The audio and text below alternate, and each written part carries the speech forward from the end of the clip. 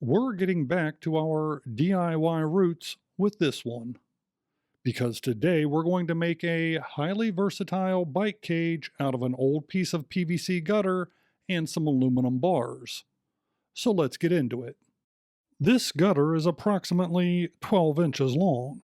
I marked the ends just like this. Then I took a Dremel and I cut off those two sides. Using a heat gun, I warmed the PVC, bent it into the proper form, and I let it cool. It turned out rock solid. Then I marked the placement for some holes. Using a Fortis bit, I carefully drilled out at each one of those marks. I sanded the entire piece to knock down the glare and to prep the surface if I decided to stain or paint this thing someday. This is where we're at so far.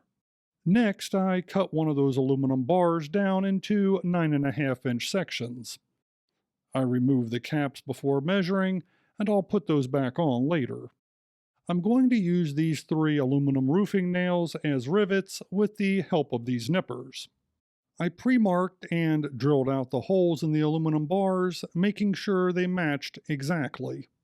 Then I transferred those holes to the body of the project, and I drilled them out. Here you can see how those roofing nails are going to keep the PVC sandwiched between the 2 aluminum bars, providing structural and mounting support. I cut the roofing nails to the proper length, put them through the metal bar, and then covered that metal bar with a section of old bike tube. Then I poked each nail through the tube. This back part of the now tube-covered bar is what's going to be against the bike frame.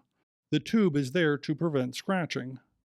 As mentioned, I sandwiched the PVC between the 2 metal bars, fed the cut nails through the holes, and then peened the nail points down, making perfect metal rivets. At this point, I did a temporary layout of some elastic cordage to create a retention system for a bag or a bottle.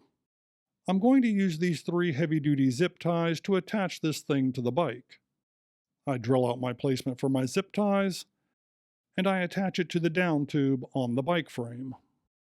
Next, I reinstalled that lacing, and then found an old salvaged slide lock, and this thing is essentially done. And as you can see, it's the perfect size for a small dry bag or other piece of kit.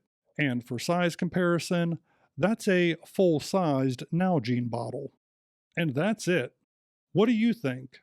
Junk or just right? Let me know in the comments below. So this project's done for now. Check some of the other videos popping up on the screen. Like and subscribe.